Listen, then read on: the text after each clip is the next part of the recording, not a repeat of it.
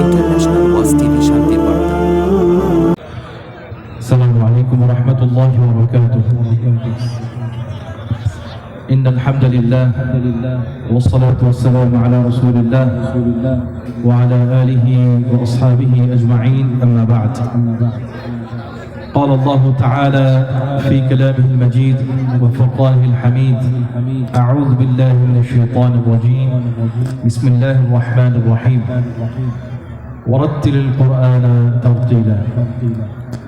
قال النبي صلى الله عليه وسلم: من قرأ حرفا من كتاب الله فله حسنة، والحسنة بعشر أمثالها. لا أقول ألف لام ميم حرف، بل ألف حرف ولام حرف وميم حرف، أو كما قال عليه الصلاة والسلام. চক জয়রাম নুরানি ও হাফেজিয়া কওমি মাদ্রাসার বিদায়ী ছাত্রদের পুনর্মিলন উপলক্ষে আয়োজিত আজকের এই কোরআন তিলাওয়াত ও ইসলামী সাংস্কৃতিক অনুষ্ঠানে দূরদূরান্ত থেকে আগত আমার কোরআন প্রিয়, দিন প্রিয় ভাই ও বোনেরা, আপনারা আপনাদের অনেক মূল্যবান সময়কে কোরবানি করে আজকের এই মাহফিলে উপস্থিত হয়েছেন। আল্লাহ পাক যেন আপনাদের এই উপস্থিত হওয়া, এই কোরআন কারীমের তিলাওয়াত শোনা, ইসলামী গজল শোনা, এই প্রতিটি কাজকে যেন কবুল এবং মঞ্জুর করে নেন। প্রিয় সুধী, তিলাওয়াত তো ইনশাআল্লাহ অবশ্যই করব, তবে তিলাওয়াত করলে কি হয় বা তিলাওয়াতের ফায়দা কি বা তিলাওয়াত শুনলে কি হয়, এই বিষয়ে দু একটি কথা ইনশাআল্লাহ আপনার সামনে পেশ করব। তারপর ইনশাআল্লাহ আমি কোরআন থেকে তিলাওয়াত করব। আল্লাহ রাব্বুল আলামিন তার প্রিয় হাবিব মুহাম্মদ মুস্তাফা সাল্লাল্লাহু আলাইহি ওয়াসাল্লামের মাধ্যমে উম্মতে মুহাম্মাদিকে একটি মেসেজ দিয়েছেন, আর সেই মেসেজটি হলো সূরা মুজাম্মিল। আল্লাহ পাক বলেছেন, ওয়ারাত্তিল কুরআনা তারতিলা, আপনি কোরআনকে পাঠ করুন তারতিলের সাথে।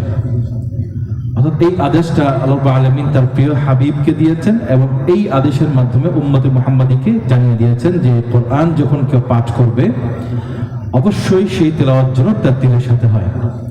এবং তারতিল শব্দের অর্থ কি বা তারতিলের ব্যাখ্যা কি? হযরত আলীকে যখন জিজ্ঞেস করা হলো যে তারতিল এর শব্দের ব্যাখ্যা কি বা অর্থ কি, উত্তরে তিনি বললেন যে হুয়া তাজউইদুল হুরুফি ওয়া মারিফাতুল ওকুফ, যে কোরআন কারীমের প্রতিটি হরফ যেভাবে নাজিল হয়েছে ঠিক সেভাবে তার হক আদায় করে তেলাওয়াত করা, এবং সেই সাথে কোরআন তেলাওয়াতের সময় কোন জায়গায় থামতে হবে এবং কোন জায়গাতে শুরু করতে হবে, অর্থাৎ দাঁড়িয়ে এবং কমা, এইটা জানার নাম কি? তারতিল। প্রিয় সুধী, আমাদের মধ্যে দেখা যায় যে বাংলাদেশ দেখেন আজকে 97% মুসলিম এর দেশ বলা হয়ে থাকে, কিন্তু দুঃখের সাথে বলতে হচ্ছে যে আমাদের দেশের অধিকাংশ মানুষ কোরআন অশুদ্ধ পড়েন, কোরআনকে শুদ্ধ করে পড়তে পারেন না। আবার অনেকে আছেন যে সারা জীবন পার করে দিয়েছেন, জীবনের 60 বছর, 70 বছর, 80 বছর, 90 বছর পার করেছেন, কিন্তু সারা জীবন কোরআন এর তেলাওয়াত করেননি। কোরআন তেলাওয়াত করলে আল্লাহ তরফ থেকে কি পুরস্কার রয়েছে বা কোরআন তেলাওয়াত করলে কি হয়, এই বিষয়ে হাদিসে কি এসছে যদি আমরা একটু লক্ষ্য করি তাহলে দেখতে পাই অসংখ্য হাদিস এসছে।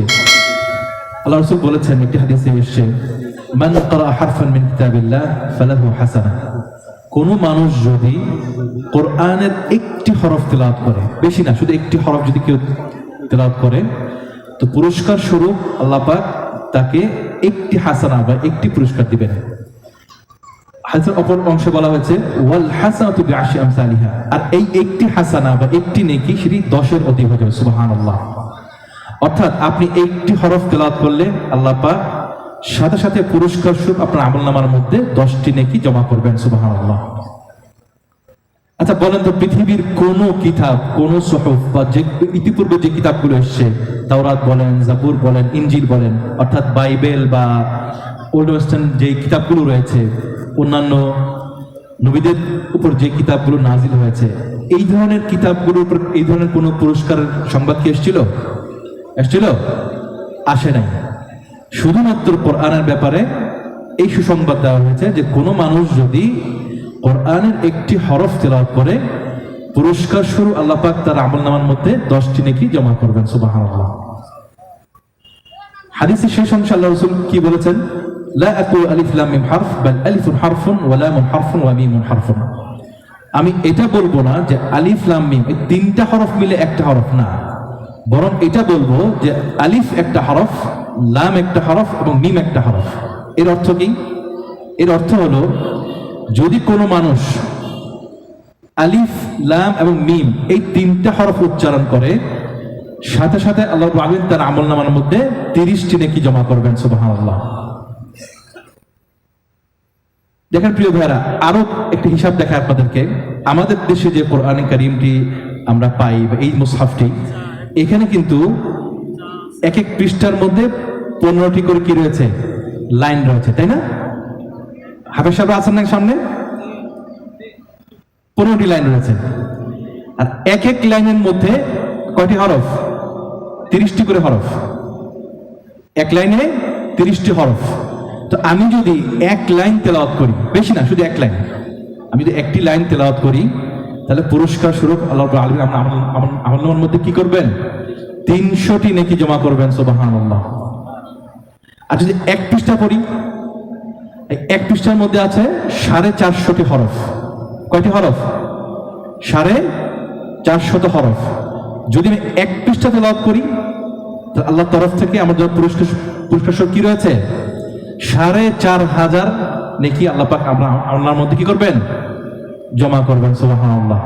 আচ্ছা বলেন তো প্রিয় ভাইরা, এই ধরনের পুরস্কার, এরকম লাখো লাখো নেকি জমা হওয়ার মতো পুরস্কার পৃথিবীতে আর কিছু আছে? কেউ এইভাবে দেয়? কাউকে এরকম পুরস্কার দেয় যে আপনি তেলাওয়াত করবেন, সাথে সাথে আপনাকে অন্য কিছু গান গাইবেন বা অন্যান্য যে ফাহিশা বা যে খারাপ কাজগুলো আছে এগুলোর সাথে আপনি করবেন, আপনার আমলনামার মধ্যে এরকম নেকি জমা হবে, এরকম আছে? নাই। বরং কি হবে? বরং গুনাহ জমা হবে। প্রিয় ভাইরা, দেখেন আল্লাহ পাক আমাদেরকে এই কোরআন কারীমের মতো এত দামি একটি নিয়ামত দান করেছেন, কিন্তু আমরা জানি না বলে আছে কোরআন থেকে আমরা অনেক দূরে। আমাদের অনেক ভাইরা আছেন, অনেক বাসায় দেখবেন যে কোরআন রেখে দিয়েছেন সারা বছর ওই আলমারের উপরে বা তাকের উপরে, সারা বছর কোরআন ছুঁয়ে দেখেন না এবং কি পড়েন না। কোরআন পড়লে কি হয়? আরেকটি হাদিসে এসেছে, আল্লাহ রাসূল বলেছেন, ইকরাউল কুরআন ফাইন্নাহু ইয়াতি ইয়াউমাল কিয়ামাতি শাফিআন লিআসহাবিহি। উম্মতকে উদ্দেশ্য করে আল্লাহ রাসূল বলেছেন যে তোমরা বেশি বেশি কোরআন তেলাওয়াত করো, কেননা এই কোরআনই কিয়ামতের মাঠে ওই ব্যক্তির জন্য শাফাআতকারী হয়ে আসবে। সুবহানাল্লাহ।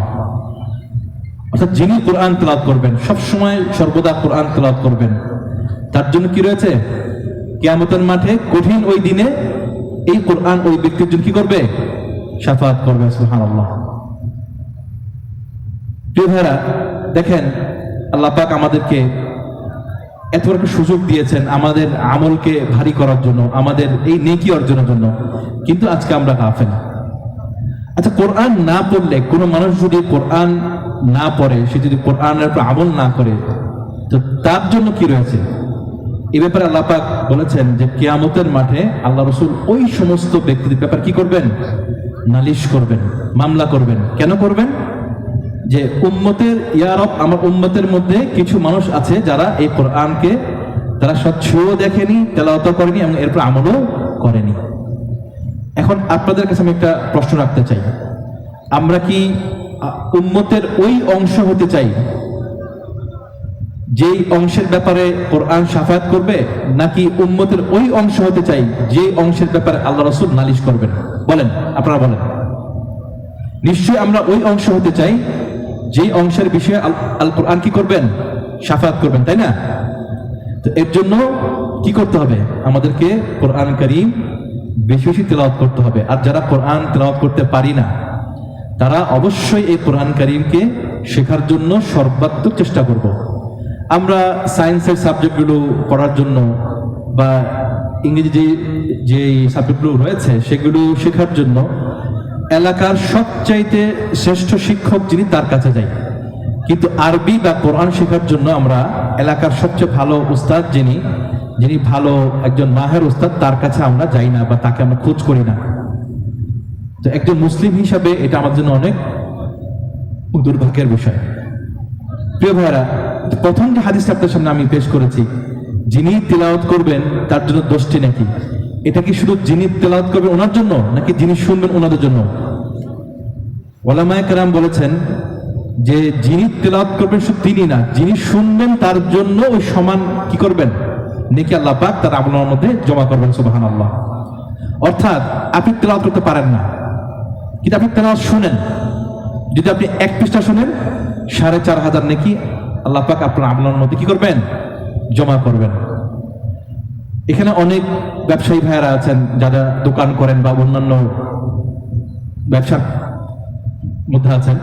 তো সকালে আপনারা যখন আপনার দোকান খুলবেন বা ব্যবসা খুলবেন, তো তখন কি করবেন, এই কোরআনের তেলাওয়াত ছেড়ে দিবেন। এখন দেখা যায় ইউটিউবের মধ্যে কি অনেক বিশ্বের বড় বড় প্রোভাইডার মধ্যে কি রয়েছে, তেলাওয়াত রয়েছে। এই তেলাওয়াতগুলো সার্বক্ষণিক আপনারা ছেড়ে দিবেন। অনেক ভাইরা এখানে আছেন যারা আরব দেশগুলোতে গিয়েছেন। তো মিশরে আমি যখন পড়াশোনা করেছি তখন দেখেছি সেখানে সবজির দোকান হতে শুরু করে সমস্ত দোকানে 24 ঘন্টা কোরআন কারীমের তেলাওয়াত বাজতে থাকে। সুবহানাল্লাহ। একটা কোরআনের একটা পরিবেশ ওখানে তৈরি হয়ে গেছে অটোমেটিক্যালি। তো আমি স্বপ্ন দেখি যে একসময় ইনশাআল্লাহ বাংলাদেশেও এই পরিবেশ তৈরি হবে ইনশাআল্লাহ। আর সেটার জন্য আপনি, আমি, আমাদের সবাইকেই চেষ্টা করতে হবে। আল্লাহ পাক আমাদের প্রত্যেককে কোরআন কারীম শোনার, তেলাওয়াত করার এবং এরপর আমল করার তৌফিক দান করুন।